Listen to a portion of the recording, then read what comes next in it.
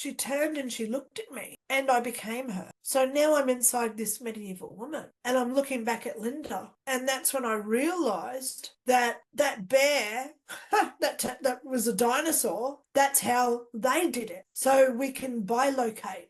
It's like bilocation in physics, where we take on the other soul and become that soul.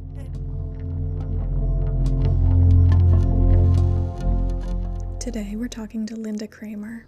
This is part 1, where she speaks about her near-death experience back in 2001. She spent what seemed like 5 years on the other side, in heaven, some of the teachings of which will be in part 2 of this episode. This is her story. This is my book, 5 Years in Heaven, The Teachings of Heaven. I say to people, if you want a copy, email me. My details are on my website, okay? LyndaRay.info. It's best to come to me because it's a lot cheaper than if you go through like Amazon, Lulu, Booktopia, and all the other websites. So I try and save people money, okay? So basically this is the recounting of my NDE. So we got to go back to 2001. And as I say, there was a lot of domestic violence happening at that point. My husband was an American. I was an Australian. We'd been married for nearly a year, and I was doing my immigration. So I was going up to the library every day, learning all my constitutional rights, all my bills of what the presidents have done. I learned all the presidents, 1 through to 43 that we're up to now, or whatever. 44, I think Biden is. So I was really wanting to stay in America and become a US citizen. I was applying for jobs. I actually got a job with American Airways, the airlines. They loved me because I was as an Australian with a lot of air miles behind me. So I was actively looking to stay there. However, my husband didn't want that. He didn't want to do my immigration, and it was getting down to the crunch time. I was absolutely stressing. So I got chronically ill, and May 6, 2001, I went to bed. I was struggling to breathe and woke up at about 2 o'clock, and it took me about 10 minutes to just get into the toilet, to go to the toilet. And that's where I passed away. Next thing I know, I'm floating in the living room up near the ceiling. I'm looking down and I can see all the activity going on in the house. I saw the first 2 paramedics turn up. They walked straight past me and went into the bedroom where the bathroom was off the bedroom. I saw the sheriff arrive. I saw some other people in weird uniforms turn up. I don't know who they were. I saw even the fire department came. So the funny thing that happened during this time while I was floating, I can actually now determine that it was 45 minutes because of my medical files. The first 2 paramedics turned up and it was 45 minutes until they wheeled me out, and I experienced that whole experience. So that's 45 minutes confirmed. The sheriff did not leave the living room at all. He didn't go into where my body was, but he sat in a specific chair because there was about 6 chairs in the living room. He had a pudgy little belly and one of his buttons was undone. So there's a confirmation. I was watching as he had his clipboard, and because of where he was sitting, I could see what he was writing on the clipboard and in his books. He had like a notebook and he kept turning the pages over and writing more stuff down. And I was watching everything he was writing in his notebook. He also had a limp. The sheriff had a limp. So after I woke up, he came and saw me because it was a criminal offence that had occurred. And I said, "How are you feeling?" And he said, "What do you know?" And I said, "Come on, I watched you for that whole 45 minutes. I saw the whole thing. You sat in that chair. I saw your button. I saw the way you were limping. How's your foot going now?" And he said, "How did you know any of that? Because your body was 3 rooms away." He said, "I didn't go into where you were, but you know all." And I said, "I saw everything you wrote down on your notebook." And I started verbatimly telling him what he had on his notebook. I said, "You wrote this, you wrote that, you wrote that." Was confirmed. So 2 more paramedics turned up, and I knew their names. They went through. They were the ones who had the defibrillator, by the way. So they brought me back. They were the advanced crew. So then I watched them wheel myself out of the house. That was pretty weird because I was now disconnected from my own body. I actually referred to her as her. Look at her instead of look at me. It was weird, just floating there. But I did not have feet. I remember looking down and I didn't have feet. My feet were gone. So when they left, the next thing I know is that these blue orbs came into the house. Here's a picture that I drew. The blue orbs came in. Now, these little guys were probably around this big to about this big, and they were dark blue, and they were like sparklers, like fireworks, energy. And inside the middle of them, because they were like globes, I could see pure white light in there. I couldn't talk to them. I couldn't hear them. And they weren't talking to me telepathically, but they were obviously connecting with each other because as they all moved around me, they didn't bump into each other. So there was some sort of intelligence with these beings. Pardon me? So they were hovering around me for minutes, and then they all just went boom back out through the front door. And I was still floating near the ceiling thinking, wow, that was weird. That was weird. Then I get this tap on the shoulder, which I believe was her, my girl that's always with me. And I go into a fog stage. It's like everything goes black. And then I open my eyes and I'm in the field of flowers. I can't explain the flowers. I can't explain the colors of the flowers because we don't have them here. But everything was energized. Everything was intelligent. Everything was one. We knew well, there was no we, it was me. I knew everything going on in the whole place that I was. There was a huge city over to the left of me, but it was miles away because the skyscraper buildings were only like this big, so it was a long way over to this building. I could see rivers. I could see more mountain ranges.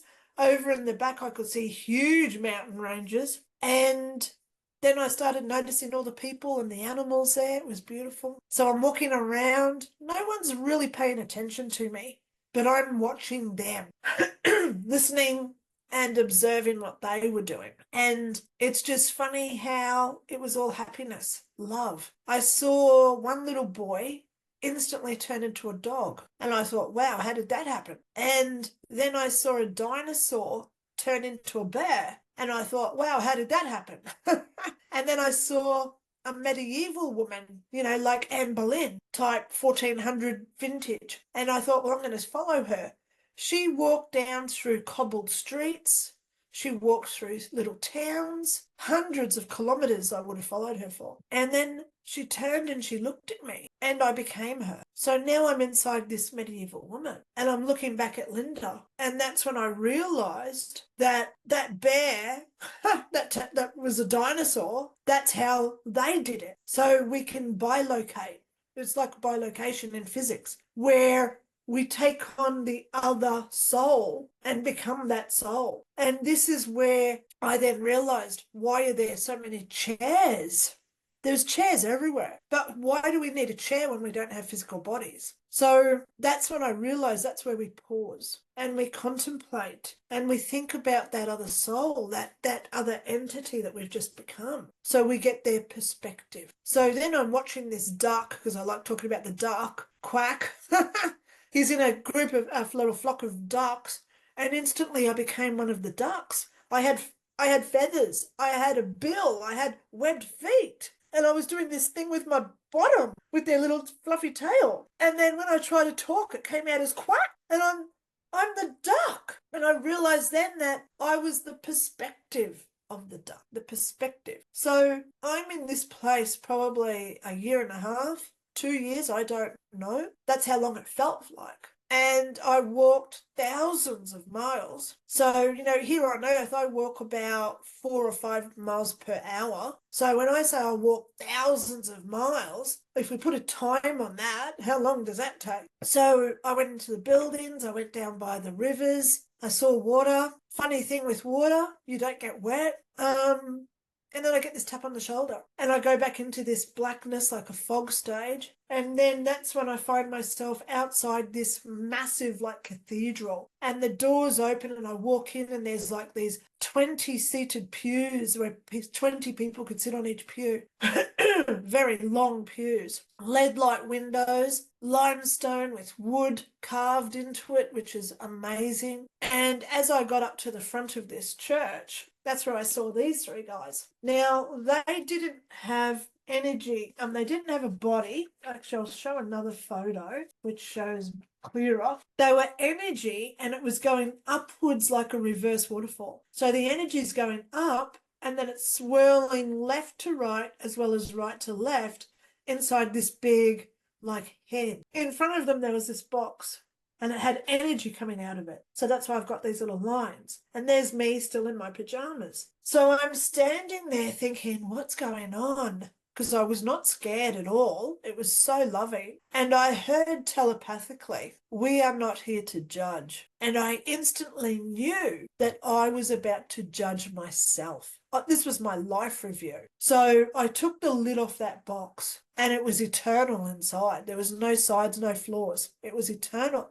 And there was all these bubbles with memories inside them. So here's one of my pictures. It's in my book. I picked out a bubble, and inside the bubble, so that's my hand where I'm holding this little orb, and it's a memory of me when I was a baby pulling my grandmother's cat's tail. Just bring it in so you can see it. So people over the years have asked me, if we have to heal this memory, then how did you know it was wrong? And believe me, I knew it was wrong because my mum kept saying to me, don't pull the cat's tail, don't pull. So obviously I've been doing it before this day. So this day when I pull the cat's tail, I'm watching myself do it as like a video. And I'm seeing what I do and I see the cat's reaction. But then I become Lynda, this 14-month-old baby pulling the cat's tail. And I feel the joy of doing what I did. But then I become the cat as well. So now I get this fear and I feel the pain going down my spine into my tail when this child pulls my tail. So now again, it's that perspective. So after I watch and I become the one person and then the other person, I have to reflect, contemplate and heal why I did that action based on the reaction of what happened to the other person. And believe me, it wasn't nice, because it was tenfold emotions. So if we giggle, it's like a belly laugh of laughter in comparison. It's tenfold. So I talk about in my book some of the not so good stuff because I don't want to sound egotistical and say, oh yes, all this good memories I healed, because then people say, well, where's your bad stuff? But there was a lot of good stuff in there too. Walking down the street where you just smile at a stranger, you've got to heal that because it's created that energetic or emotional ripple. Energy is emotions. Emotions are energy. So even when I walk past someone like today and I smile at them, I have to become them and feel that reaction of how my action made them feel. It's gorgeous. It's gorgeous because it's tenfold. So this is one of the things now that I teach. So I'm in this place, this cathedral, healing hundreds and thousands of, I reckon I did about 8,000 of these memories. And it's not just a 2-second process because you have to sit there and really work it out. So it could be 45 minutes, it could be an hour and a half, it could be 6 hours, I don't know, in our time. So when you say 6,000 or 8,000 memories, how long was that I was in this process for? Long time.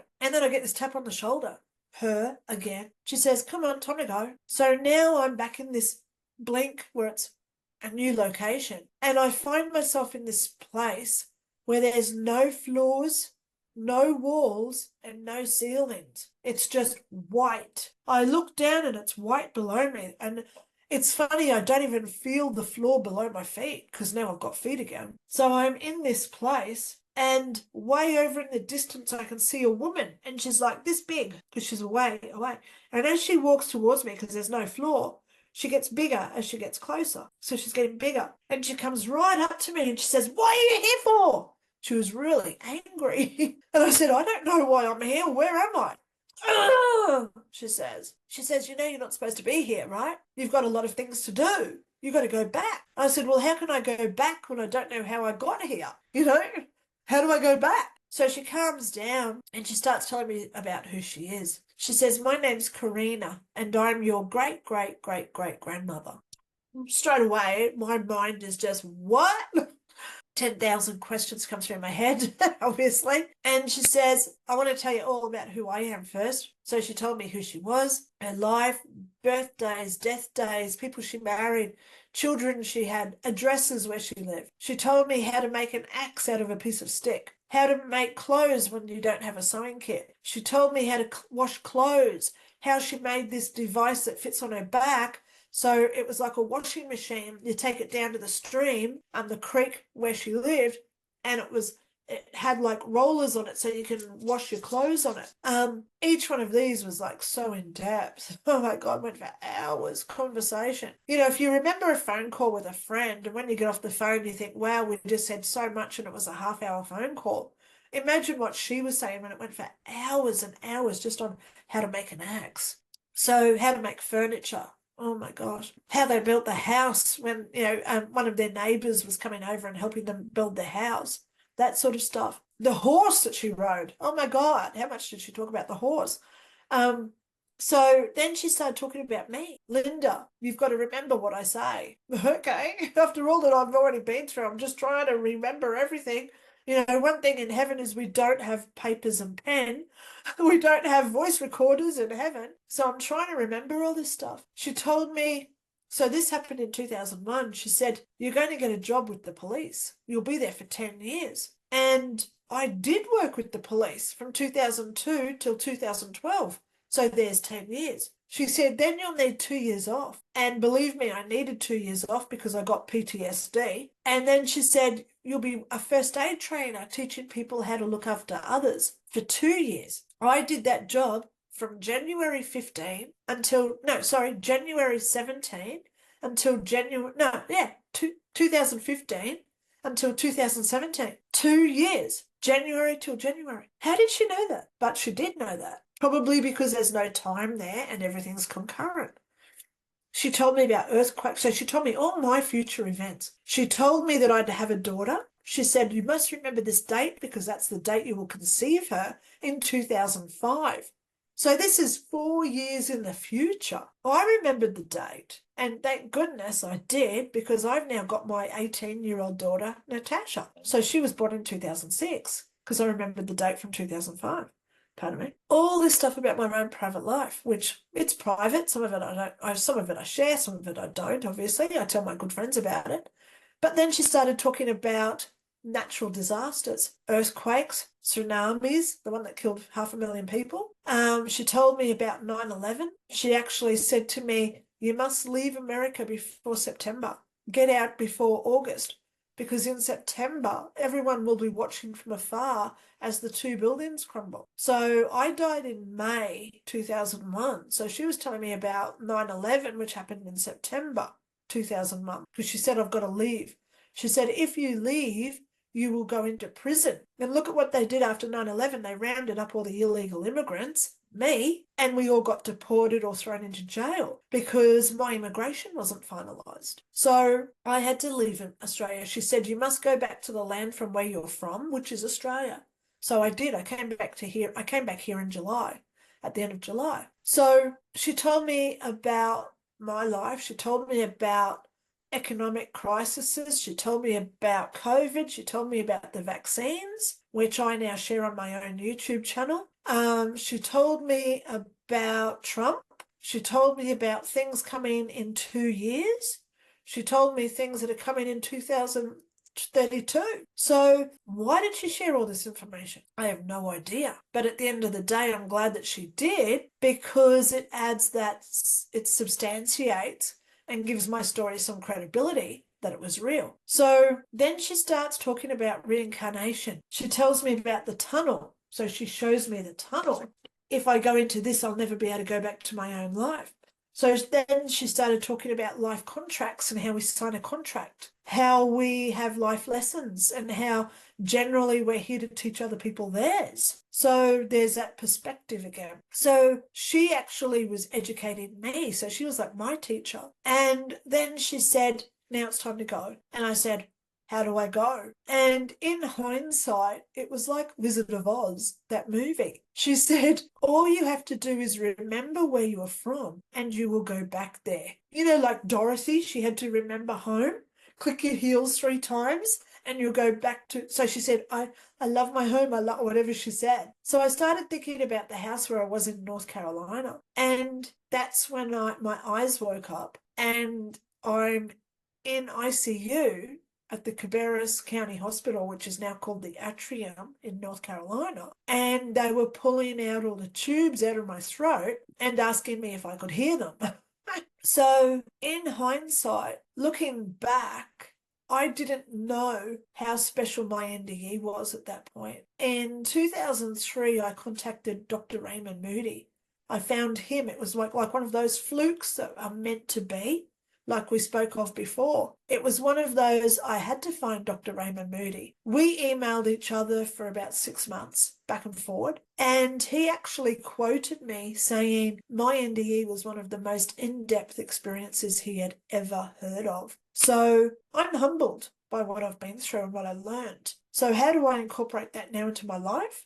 I'm an educator. I'm a researcher. So that's why I've got a PhD. I have qualifications in life coaching, cognitive behavior therapy, and all those type of things, because psychology training, because people need to realize this 3-dimensional world is not all we are. The more onus of responsibility we put into our materialistic gains and who we are as a tier of privilege, like that ladder, we go up like tiers on that ladder of success. All that stuff doesn't matter in our eternal soul makeup. We come here to learn things like generosity, kindness, loyalty, dedication, how to communicate. We come here to negotiate. So then we learn compassion and most of all, forgiveness. So I talk about all this in my book, in the Teachings of Heaven, because I was up there for so long. So thank God I learned about it all.